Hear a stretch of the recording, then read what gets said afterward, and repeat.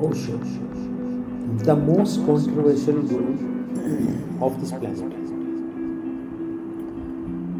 Controversial के साथ साथ वो मिस्टिक भी रहे, रहस्यवादी भी रहे। हालांकि ओशो ने अपने आप को एक खुली किताब की तरह इस पूरी दुनिया के सामने रखा, लेकिन आज तक ओशो को कोई समझ नहीं पाया। एक रहस्य बरकरार ही रहा है। तभी तो इनकी समाधि पर भी लिखा है, न जन्मा न मरा, सिर्फ इस प्लेनेट पे विजिट करा, जिसको हम धरती कहते हैं, पृथ्वी कहते हैं, फ्रॉम 1931 टू 1990। ओशो ने कभी कोई खास धर्म जाति के बारे में कभी नहीं पढ़ाया, ना ही कभी किसी खास धर्म जाति को वो बिलोंग करते थे। ऐसा उन्होंने खुद कहा कि मैं किसी भी धर्म या जाति को ना पढ़ाता हूँ, ना प्रमोट करता हूँ, ना बिलोंग करता हूँ। हालांकि वो जैन घराने में पैदा हुए, चंद्रमोहन जैन इनका बचपन का नाम था। फिर भी ओशो ही है। Osho does not teach any religion and does not belong to any particular religion. What he really teaches is religiousness. मतलब जो उन्होंने पढ़ाया वो अपने आप में एक धर्म हो गया। The real fragrance of all the flowers of existence, the Buddha, the mystic and the sage that this world has known. हालांकि ओशो बहुत प्रभावित रहे हैं बुद्धा से भी। अपने प्रवचन में, स्पीचेस में अमूमन वो बुद्धा की एग्जाम्पल देते थे। Osho has given thousand of discourses on all the well known and not so known mystic of the world, from Ashtavakra to Zarathustra. कितने ही रहस्यों से पर्दा उठाया है ओशो ने अपने प्रवचनों के दौरान, अपनी स्पीचेस के दौरान। मैं समझता हूँ ओशो आज के दौर के रहस्यवादी सबसे ज़्यादा समझदार इंसान रहे हैं। Osho is a modern day mystic and wisdom, है ना। उनकी अपना ज्ञान और अपनी स्पीचेस और अपने लॉजिक्स से वो हर किसी को टच कर जाते हैं।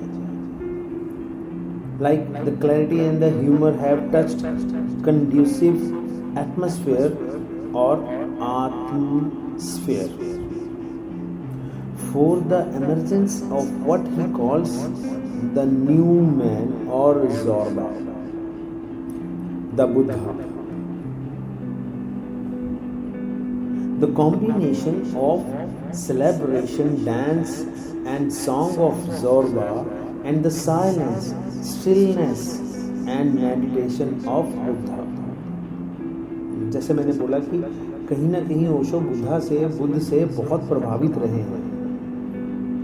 ओशो ने मेडिटेशन का एक नया रूप विकसित किया, जो उन्होंने वापस जब इंडिया आए, सारी दुनिया घूम के, मतलब कहीं पे भी उनको PR नहीं मिली जब अमेरिका ने डर के मारे उन्हें अपना देश छोड़ के जाने को बोला, तो उसके बाद ओशो ने एक नया स्टाइल लोगों में पेश किया, इंट्रोड्यूस किया अपनी मेडिटेशन का, जो आज तक दुनिया भर से लोग सीखने आते हैं उनके पुणे इंस्टीट्यूट में।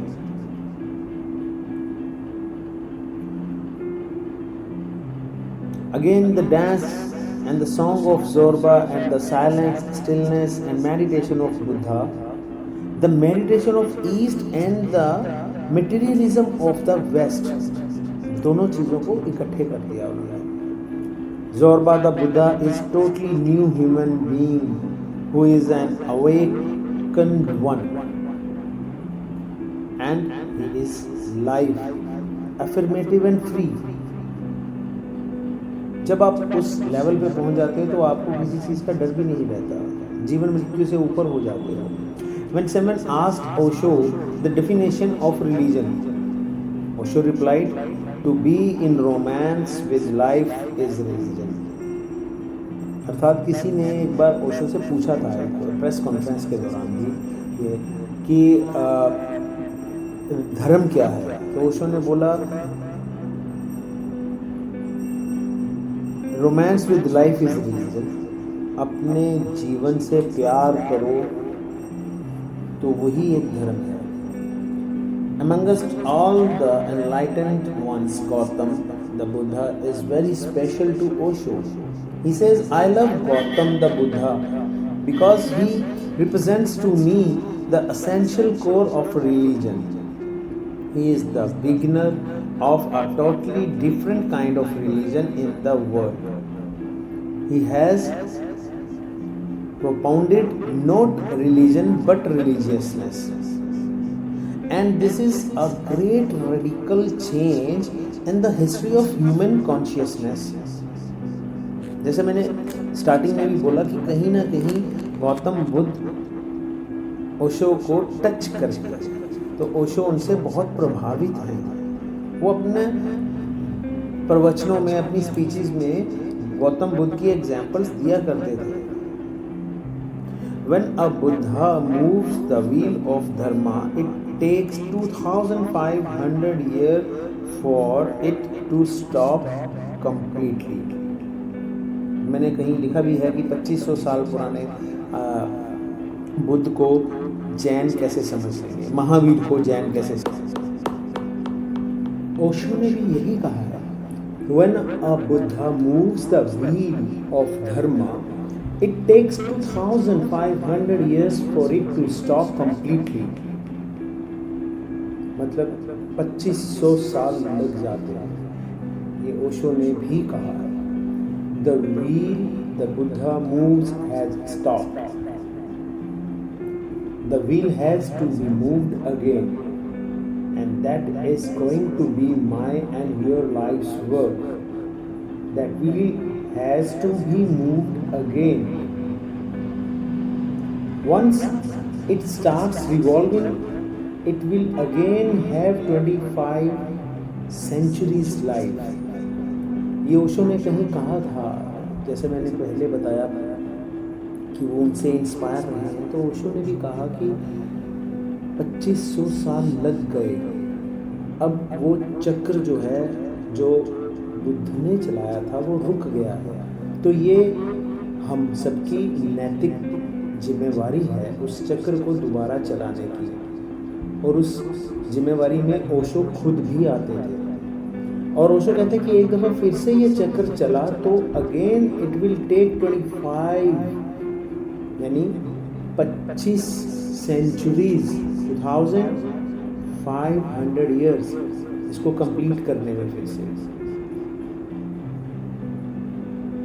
ओशो ने हमें मेडिटेशन सिखाई हमारी ट्रांसफॉर्मेशन करने के लिए, हमारी अंदरूनी ट्रांसफॉर्मेशन के लिए. Love and compassion are the natural expression of this transformation. प्यार और साथ, सहयोग, ये सब ओशो अपने मेडिटेशन के दौरान सिखाते हैं. We can meditate with Buddha, dance with Krishna and celebrate our love with Sufis. ये वो अपनी मेडिटेशंस के दौरान, प्रवचन के दौरान दोनों समय ये बात वो बताते थे, कहते थे कि we can meditate with Buddha, dance with Krishna. हम बुद्ध के साथ मेडिटेशन कर सकते हैं, कृष्ण के साथ हम डांस कर सकते हैं, और लाइफ, अपनी ज़िंदगी जो है हम एंजॉय कर सकते हैं सूफी संतों के साथ. कितना सिंपल और कितना अच्छा व्याख्यान किया ओशो ने जिंदगी के बारे में. लेकिन फिर भी ओशो एक रहस्यमय इंसान रहे. मैंने कहीं पढ़ा था कि आज तक गिने चुने लोग ही हैं जो अपने दिमाग का कुछ हिस्सा यूज़ कर पाए. जैसे आइंस्टाइन, एल्बर्ट आइंस्टाइन के बारे में सबने सुना होगा. कितने सारे पेटेंट हैं उनके नाम पे, और खुद वो ग्रेजुएट भी नहीं थे. उन्होंने अपने दिमाग का 5% इस्तेमाल किया. उनसे भी पहले हैं शायद सुकरात, बहुत अच्छे दार्शनिक रहे हैं सुकरात. उन्होंने अपने मस्तिष्क का 3% हिस्सा इस्तेमाल किया. और फिर आते हैं ओशो, जिन्होंने अपने मस्तिष्क का 2% हिस्सा इस्तेमाल किया. और इतने में ही सारी दुनिया उन्होंने अपने पीछे लगा ली. आम तौर पे वैज्ञानिक कहते हैं कि हम अपनी सारी ज़िंदगी में 1% तक भी नहीं पहुंच पाते हैं। बहुत अच्छे IQ लेवल वाले आधा % से ऊपर पहुंचते हैं। तो ओशो, सुकरात और आइंस्टाइन, इनकी बात ही अलग है। Osho has spoken on hundreds of mystics and traditions including Buddhism, Christianity, Communism, Hasidism, Hinduism, Islam, Jainism, Sikhism, Sufism, Tantra, Taoism, yoga, Zen और न जाने क्या क्या। मतलब ओशो रहस्यवादी रहे हैं क्योंकि हम उन्हें समझ नहीं पा रहे हैं, लेकिन उन्होंने कोई भी धर्म या कोई भी जात या कोई भी सभ्यता को अछूता नहीं किया। हर चीज़ को छुआ, हर चीज़ को उन्होंने एग्जाम्पल के साथ समझाया।